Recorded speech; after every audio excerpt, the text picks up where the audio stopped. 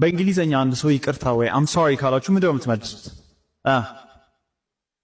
ኦኬ መመለስ የምትችሏቸውን 5 ልንገራችሁ። ኦኬ የመጀመሪያው ብዙ ሰውና ብዙ ጊዜ የምንጠቀማት ኖ ፕሮብለም፣ ኖ ፕሮብለም ችግር የለውም፣ ኖ ፕሮብለም፣ ኖ ፕሮብለም፣ ኖ ፕሮብለም።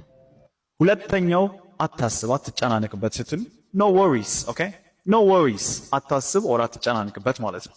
ኖ ወሪስ፣ ኖ ወሪስ።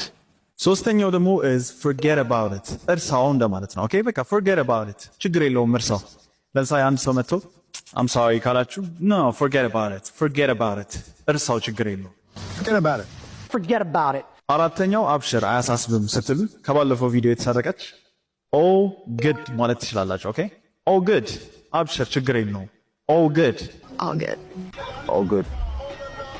አምስተኛው ደግሞ አታስብ አትጨናነቅበት ስትሉ ወይ እርሳው never mind፣ never mind ተው እርሳው ማለት ነው። ኦኬ never mind እርሳው ተው never mind፣ never mind፣ never mind። ስድስተኛው አንድ ሰው ይቅርታ ብሏችሁ ኦኬ ይገባኛል እረዳለሁ ስትሉት I understand፣ I understand ይገባኛል I understand፣ I understand።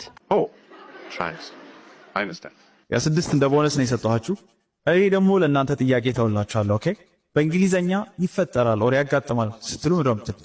አንድ ሰው ይቅርታ ካላችሁ ያጋጥማል። እሺ ኮሜንት ላይ አሁን በእንግሊዘኛ ጠብቃለሁ። ኤንድ ደግሞ ከዚህም በላይ በሰፊው የእንግሊዘኛ አባባሎችን በአንድ የዩቲዩብ ቪዲዮ የምትፈልጉ ከሆነ ይሄው ይቺን ቪዲዮ ነክታችሁ መከታተል ትችላላችሁ። የቪዲዮውን ሊንክ የምታገኙት ዩቲዩብ ላይ ትሄዱና ብሮንክ ኢንግሊሽ ብላችሁ ብቻ ፈልጉኝ። ከላይ የምትመጣላችሁ ነክታችሁ መግባት ነው።